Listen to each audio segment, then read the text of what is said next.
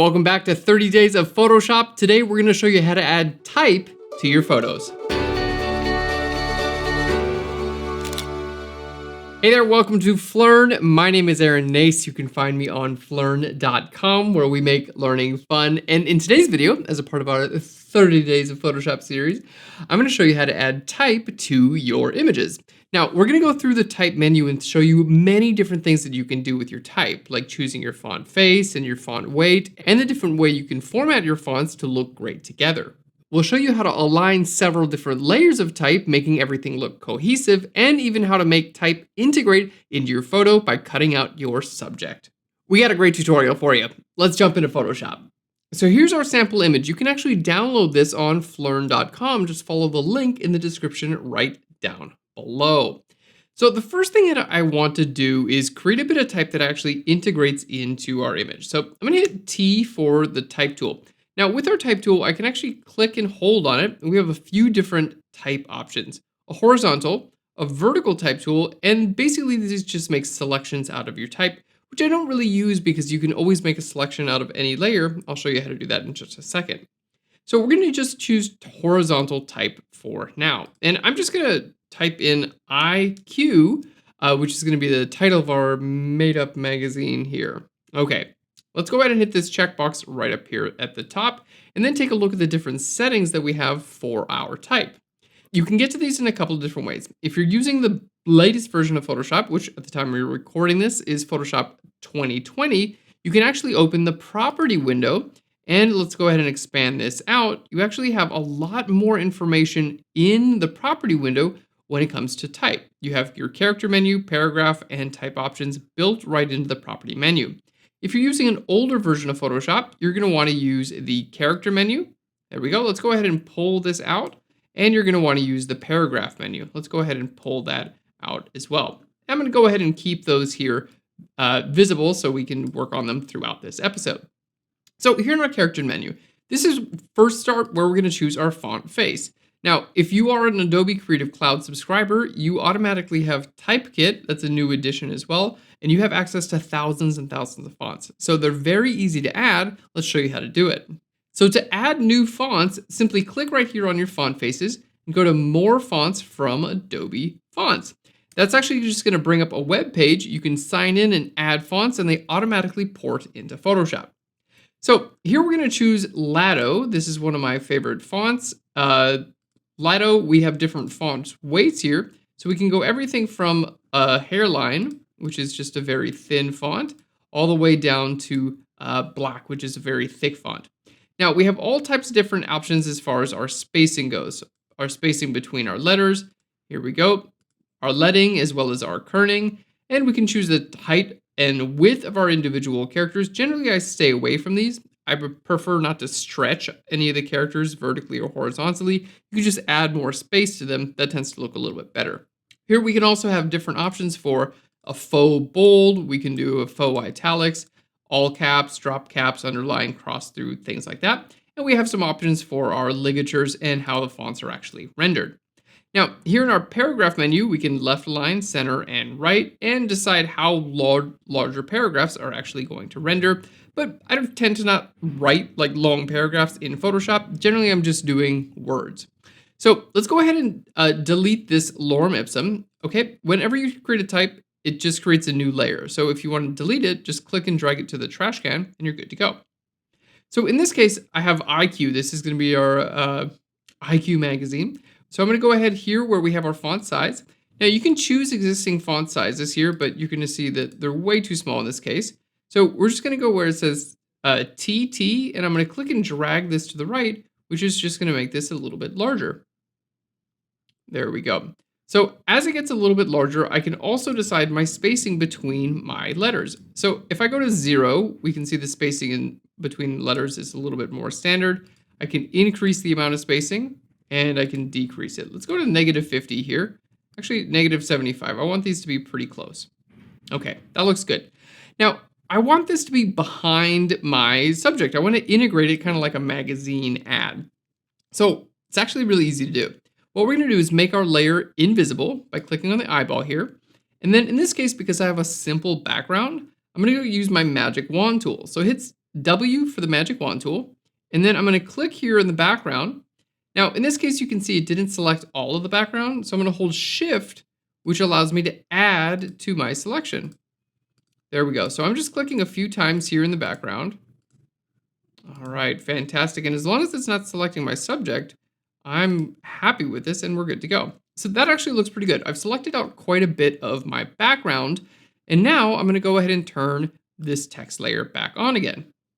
So with my selection active, all I have to do is click on my layer mask and it automatically loads the selection into the layer mask, which controls the visibility of the layer. So let's go ahead and do it here. Clicking on our layer mask, boom, there we go. It hides our layer where we had a selection. Now, if I use my move tool right now, it's going to move the text and it's going to move the mask at the same time. We actually don't want that, right? Because I want to be able to move my text but have the mask be in the same place. So right over here, you're going to see you have your text layer, then you have a chain link, and then you have your layer mask. So go ahead and unlink the text and the chain.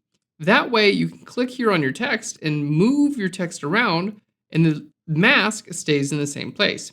Okay, so if they're chain linked together, moving one will move the other. But if you unchain link them, now you can move just one or another. Now, of course, you don't have to just use your options right over here to change your font size. You can always hit Control or Command T to transform. There we go. But here in this case, I think we're just going to go a little bit larger. And there we go.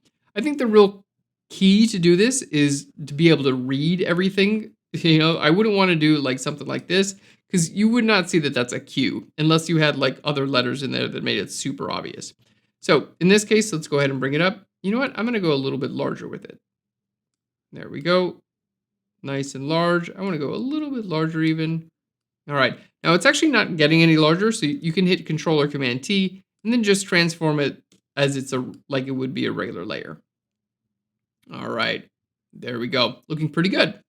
So let's go ahead and create another text layer. I'm going to hit T for the type tool, and let's go ahead and click, and I'm going to put, I'm going to type in style in the city.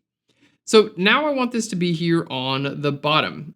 So we've got a couple of things to do. First, I need to make my font a little bit smaller. So I'm going to go ahead and here just like click and drag my font size. All right, come on down. You can, of course, just type something in there, but I'm just doing it by eye because I have no idea how large or small this should be. There we go. Now let's go ahead and make our paragraph centered. There we go. I still need this font to be quite a bit smaller. So let's go. There we go. That's starting to look pretty good. Maybe a little bit smaller. And the letters are still too close together. So we're going to go over here and just put, we're going to bring this back to 0, which is neutral. I think this is actually looking pretty good. Maybe we'll give it a little bit more space, like a positive amount of space. There we go. Let's go up to 50. Style in the city. That's starting to look pretty good. All right. Fantastic. So at this point, I want this to be centered in my image. So let's just say it's right over here. I need to center it vertically in my photograph. So what we're going to do is use selections and then our alignment tools.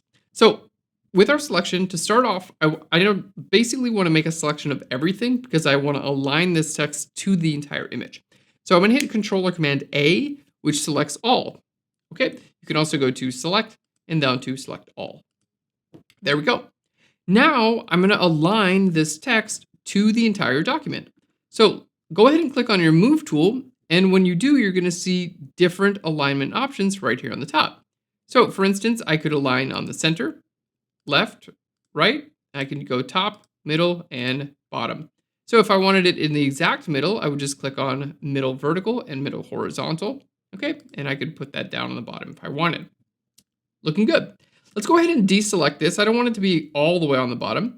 We're going to bring it up. So I'm just going to click and drag it up, but you can see as I do, I lose any type of alignment here. So if I hold Shift, it makes sure that it only goes straight up and down, or it would also just go left and right or at a 45. Okay, so in this case, we're going to hold Shift and bring that up right about there. Okay, and let's put a little bit more text in here as well. All right. I'm totally just ripping off GQ magazine if that's not incredibly obvious. A Gentleman's Guide to Fashion. There we go.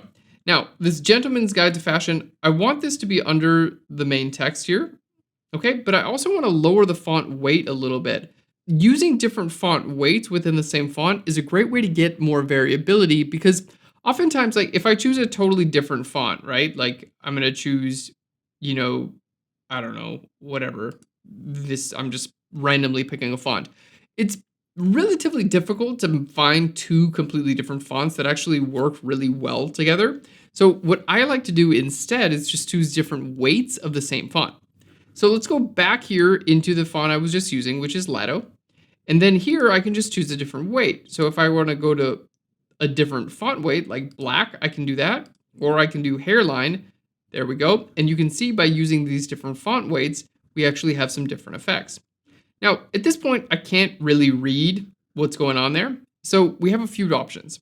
I can put something behind my text, or I can really try to increase the bold value, the font weight of the font itself. So let's go ahead and put something behind the text and see how that looks. I'm going to grab a solid color fill layer, and we're just going to go all the way to black for now. Okay, let's invert our layer mask by hitting Control-Command-I, and then I'm going to grab my marquee tool and just make a marquee selection right here on the bottom. There we go. And then we'll hit Shift-Delete, and I'm going to fill this with white on the layer mask. So it's going to make this solid color white. And let's just put that right under the city, or under the text rather. Okay, so we can see, yes, I can actually read the type now, which is fantastic. A Gentleman's Guide to Fashion still is way too thin. This hairline is like barely legible, but that's starting to work a little bit better. You can use your up and down, left and right arrows to align things if you'd like. And now I want to try a couple different colors here. So let's go ahead and double click here. And we'll say maybe I can just grab like a dark brown that, you know, rather than just being a black, which just like is kind of out of nowhere and not anywhere in this image, this dark brown seems to fit a little bit better. All right, let's go ahead and just shrink this down a little bit. Okay, and then we're going to bring these two down a little bit as well. Okay, and now I can choose to take down the opacity of this just a little bit, which is a nice trick. You can still see the font, but I can see through this background a little bit. Okay, let's go ahead and bring this up a little bit there, give it a little bit more room. And now I like Style in the City and A Gentleman's Guide to Fashion. I think it's really nice. I want to make sure everything is aligned really nicely because you don't want, what you really don't want is something, and I'm exaggerating this here, but like something like this where like it kind of looks like it's centered, but you can be like, that's not centered. You really don't want that. So we're going to go ahead and align everything so it is perfectly centered within that box. So let's hit Control-Command-A to select everything. And then we're going to select both of our type layers. Okay, just by hold Control or Command and click on both of those layers. Then we're going to align them vertically, boop, so they're both perfectly aligned vertically with the entire document. Now I can deselect, and I can use my up and down, left to right arrows to move these, and I'm going to use my down arrow because I just thought, you know, where it was before, these things were a little too close, right? So we're just going to use our down arrow to kind of give it some space. Space. Perfect. I think that looks pretty nice. Maybe a little bit less space. Now, at this point, I want to align both of these bits of text to this background area, okay? I want it to align vertically and horizontally completely centered within that area. So if I want multiple pieces of text to work as one, we're going to go ahead and group them. So let's go ahead and hold Control or Command, click on both of them, and then hit Control or Command G to group. All right, and we'll just call this text. So now this entire group, I can treat this as one, right? Like I can move the entire group like it's one. I could hit Control or Command T. I can transport it. I can rotate it around. I can do all kinds of stuff. And what we're going to do now is align it. So I want to align this text to this bounding box. Okay. So what we're going to do is hold Control or Command and click right here on the bounding box itself. And that's what turns a layer into a selection. Earlier, we talked about how I don't really use these, vertical type mask tools because you can just turn type into a selection by holding. It's very easy. You just hold Control or Command and click on the type layer. Same thing here. You can hold Control or Command and click on any layer and it'll turn it into a selection. So if I hold Control or Command and click on IQ, look at that, turns it into a selection. Same thing down here, Control or Command, click on this, and it's turning, I'll zoom in so you can see, it's turning my text into a selection. So anything you want to make into a selection, any layer, just hit Control or Command and click on it. So at this point, we have our text. Okay, I want to hold Control or Command and click right here on the layer mask to this solid color fill layer, which selects the lighter areas. And now my text, look at this. I can do any type of alignment I want. Right, center, left, top, center, bottom. Okay, and that's going to be all within this box. So if I want it perfectly centered vertically and horizontally within that box, there we go, it's done. So I just have to make a simple selection and then align those two together. So at this point, you could see, very easy to continue to add more text, but as far as learning how to use the type tools, I think we're actually looking pretty good. So we got some great fundamentals in here. We even learned how to put this little IQ thing behind our subject. And again, check it out. If I were to just move this around, you don't want to move your layer mask, by the way. You want to move the layer itself. But at this point, I can still move this around. And because I masked it well early on, it's always going to be behind our subject.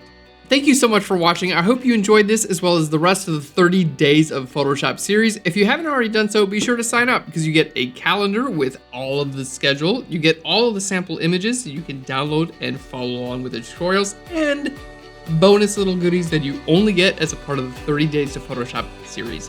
Thanks again. I'll see you tomorrow. Bye, everyone.